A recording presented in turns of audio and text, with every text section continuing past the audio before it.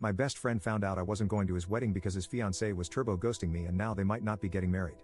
For some context, my best friend, Alex, 32M, and I, 32M, have been friends since diapers. We're basically family. After college, we both moved back home so we could live at home and get our feet underneath us. Alex started dating Stella, 35F, a lovely girl, around 4.5 years ago, and from the get-go, she seemed to politely dislike me. I don't know why. Alex and Stella moved across the country in 2021 after Stella earned a promotion at work. In 2022, Alex proposed, and she said yes, so they set a wedding date for the end of September 2023.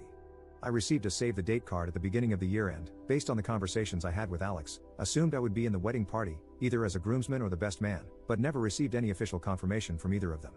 A couple of months before the wedding, I saw that wedding invitations had gone out on social media and figured mine was en route. It never came. I waited a couple of weeks, thinking it might have just gotten lost in the mail, before I checked in with him. I called Alex and had a brief conversation with him where he was clearly agitated. He said he was dealing with a lot and would be incommunicado for the near future. He instructed me to direct any wedding-related questions to Stella and mentioned he'd call me when things cooled off.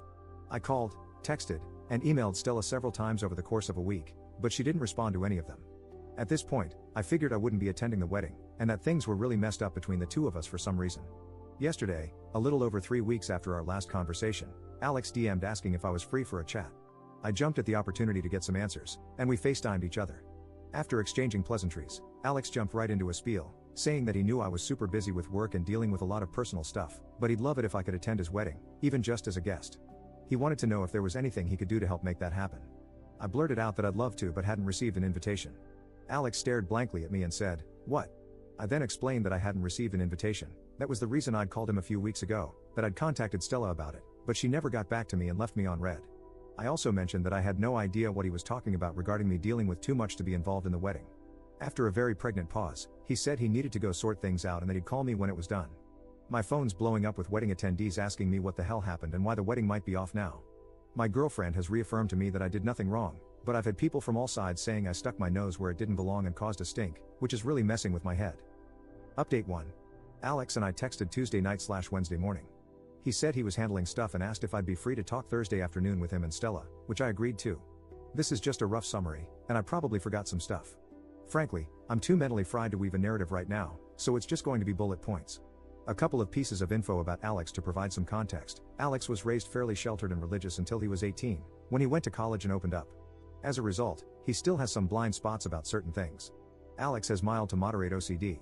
It's managed with low levels of medication and maintenance therapy, which is one of the reasons he gets overwhelmed easily, especially from unexpected stressors, and weddings are chock full of those. Now for the actual update. The wedding is still happening, and I will be the best man. I've been briefed on all the responsibilities I need to handle. The person who was filling in for me, Matthew, 34M, one of mine and Alex's good friends, is thrilled not to have to spend the day peopling and can instead run the booze supply to zero. As a result of this clusterflop, the parents of Alex/Stella/whoever is paying for the wedding will be covering the cost of mine and my girlfriend's plane tickets and hotel stay, as well as my best man tuxedo. What was the main driver of this mess in the first place? Stella's pregnant, hooray, I guess. They found out a couple of days after the wedding invites got sent out. Apparently, they were passively trying, then actively trying in 2022, but stopped and switched back to heavy birth control once the save the dates went out because Stella did not want to be pregnant on her wedding day. This led to several changes to the wedding, threw a bunch of other planning into disarray, sent Alex into an OCD spiral for a couple of weeks, which is why he was agitated when I called him and why he needed time to get his head around it all and manage the intrusive thoughts. It's also one of the reasons why Stella ignored/missed my messages/calls. Why did Stella not respond to my messages? Besides the surprise pregnancy, Stella said that she's on her phone for work a ton and gets hundreds, if not thousands, of emails/texts/calls per day. She misses some stuff, especially since she didn't have my contact info saved, lol. I also emailed her work email instead of her personal email, which I don't have, and my own personal email handle is not my name. In the future, I was told to be more insistent in my communication with her to break through her everyday noise. Duly noted. What happened to my invite? Stella claims that she sent me one but must have sent it to my old address. I did move in March to my current residence, and the save the dates were sent out in January. What did Stella tell Alex about me not being in the wedding? Apparently, nothing. According to Stella, he either 1, believed one of his intrusive thoughts was real when he was in his OCD spiral, 2, he got confused when she told him one of her cousins with a similar sounding name to mine wouldn't be attending, or 3, some combination thereof. According to Stella, she always wanted me in the wedding. Why did Stella not contact me after I didn't RSVP back? She assumed there was something going on with me and Alex and that we'd sort it out and he'd tell her. In the meantime, she was busy with work, wedding planning, and the unexpected baby. How did a bunch of wedding guests find out about this mess? Alex called his mom for advice after our convo. His mom had church friends over, and the church ladies overheard a good chunk of their conversation. Church ladies are gossipy, and Alex has spent a decent chunk of time the last couple of days putting out fires, so to speak. After about an hour, Stella left to go deal with some wedding stuff, and Alex and I chatted about things for a couple of hours. Do I believe Stella's explanations? Kinda. The baby's real, as far as I know, confirmed by a medical professional. She does have a cousin I know she's close with who has a similar sounding name to mine, and she does work from her phone a lot. But the rest of it just seems a little too convenient, and I feel like I'm left with more questions than answers. The good news is, since I'm in the wedding, I should have great access to figure out what the heck is going on, I hope. Update 2. Valp, it's been a while. Sorry, y'all for taking so long to get this update out. I've been absolutely swamped at work, putting out fires with my hair on fire for the last 6-ish months. So, the wedding was 8 months ago, and here's the Cliff Notes version of the wedding and some post-wedding stuff. The lead-up was boring, a crap ton of emailing back and forth between me, Stella, other wedding people, venues, vendors, etc. Me and Alex had some pretty deep conversations over the week and reaffirmed the importance of our continued friendship. Stuff was really awkward the first night we were there for dinner, especially considering both Alex's stepsister, Sam, 32F, and Stella's younger sister and maid of honor, Diana, 29F, were already staying there. For context, we stayed at an Airbnb within walking distance of Alex's house. I went into event work mode pretty quickly, and that smoothed things out right away and put Stella at ease. I spent most of the lead up to the wedding either at the ceremony/reception site doing liaison/setup or running around picking crap/people/crappy people up with Sam. My girlfriend, Alice, 29F, was kinda miffed about the whole thing. She's never worked a wedding before, just attended, so she expected it to be like 50% working and 50% vacation. It ended up being more like 90% me working and 10% vacation. She spent most of her time helping Alex out with wedding support related stuff or gaming on my laptop when she gassed out or got too overwhelmed. The wedding was a fun mess, with tons of unrelated drama. Stella sure knows how to design a beautiful ceremony and plan a party, I'll give her credit for that. I didn't get to enjoy much of it since I was working the wedding with a few other people in the wedding party more than attending, but oh well. The ceremony took forever, though. I felt terrible for all the bridesmaids who had to wear heels through that. Unfortunately, there was no gotcha moment or come to Jesus moment where I got the full story as to why the drama with Stella happened, but based on what I observed while working the wedding, I think I've been able to piece together roughly what went down. Why wasn't I the best man? I think this had more to do with Stella's parents, Ken and Karen, both in their 60s, than her, although she still doesn't like me. Here's my main reasoning. Ken and Karen were paying for the majority of the wedding, more than Stella, Alex, and Alex's parents combined. Alex and Stella sketched out pretty early what they wanted the wedding to look like. Throughout the process, Stella made several significant changes out of the proverbial blue.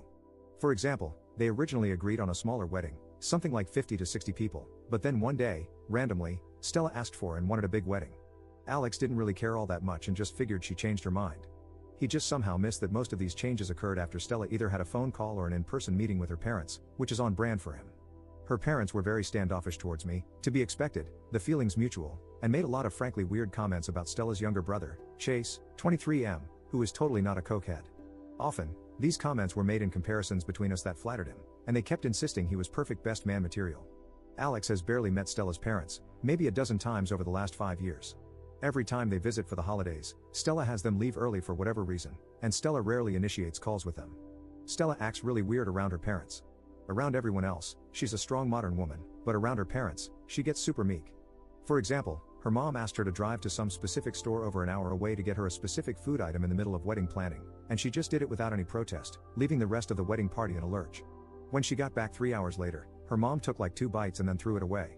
If I hadn't seen this with my own 2 eyes, I wouldn't have believed it, it was that bizarre. Lots of other innocuous crap that individually means nothing, but when combined together, provide a decent amount of circumstantial evidence. So here's what I think happened, roughly. Ken and Karen wanted Chase to be the best man in the wedding, while Alex really wanted me to be the best man.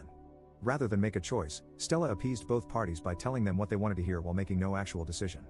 The longer it went on, the more complex the lying got. When Alex had his breakdown, Stella saw a way to get out from under her Gordian knot of lies by taking advantage of the crisis. Unfortunately for her, Alex came to his senses before the wedding, started asking questions, and when push finally came to shove, she chose her relationship over whatever the hell is going on with the family, much to their apparent chagrin. Why does Stella not like me? I have 2 main guesses here, I swear a lot. I tend to forget that most people don't use the word FCK as a noun, verb, and adjective on a day-to-day basis. Since I was working the wedding and on my best behavior, I cut down on my swearing by a good 90%. This led me to notice that any time I swear, or anyone for that matter curses, Stella has a little grimace or cringe reaction. Stella herself also rarely curses, and if she does, it's something pretty small like hell or damn it, followed by a quick apology. It's probably exacerbated by the fact that despite my generally unprofessional behavior, I hold a fairly professional job. The dissonance can bother folks. Politics, and before people freak out, I'm somewhere between a democratic socialist and socialist on the political spectrum. I am a far cry from conservative, but for Stella, that's not far enough left. As far as I can tell, she's either a tanky or tanky adjacent.